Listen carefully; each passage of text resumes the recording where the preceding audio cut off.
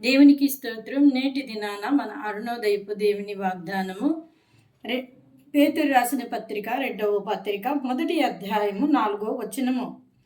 ఆ మహిమ గుణాతిశయాలను బట్టి ఆయన మనకు అమూల్యములైన అత్యధికమైన వాగ్దానములను అనుగ్రహించి ఉన్నాడు. హల్లెలూయా. ప్రియమైన దేవుని బిడ్డ, ఇది నా దేవుడు నీకు ఇస్తున్న వాగ్దానము. ఆయన అమూల్యమైన అత్యధికమైన దేవుని మహిమను బట్టి మనకి ఆయన వాగ్దానాలు దయచేస్తూ ఉన్నాడు. ఆయన ఇచ్చిన వాగ్దానములు అంత అమూల్యమైనవి. దేవుడు నీకు ఎప్పుడైనా వాగ్దానం ఇచ్చారా? నువ్వు ఎప్పుడైనా దేవుని యొద్ద నుంచి ఒక వాగ్దానం తీసుకున్నావా? దేవుడు నాతో మాట్లాడేది వాగ్దానం ద్వారా అని అనుకున్నావా? ఆ వాగ్దానం నీ జీవితంలో నెరవేర్చబడలేదని నువ్వు ఆలోచిస్తున్నావా?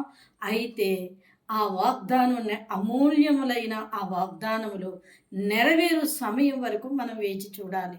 దేవుని యందు భయభక్తులతో, ఆయన యందు విశ్వాసముతో మనం ఎదురు చూసినప్పుడు ఆ వాగ్దానాలు మన గుణాతిశయాలను బట్టి మనలో పనిచేస్తాయి. ఆయన ఇచ్చిన వాగ్దానం అంత అమూల్యములైనవి, అత్యధికమైనవి. అంటే భూమి మీద ఉన్న వాటి అన్నిటికంటే అవి విలువైనవి. అలాంటి వాగ్దానం దేవుడి దినానికి ఇస్తున్నాడు.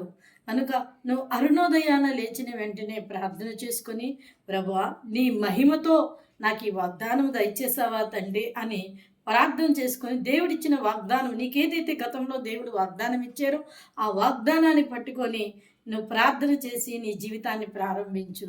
ఖచ్చితంగా నీకు ఆయన ఆ అత్యధికమైన వాగ్దానం నీ మీద జరిగేలాగున, అది నిలిచేలాగున, అది ఫలించేలాగున దేవుడు నిన్ను ఆశీర్వదించి దీవిస్తారు.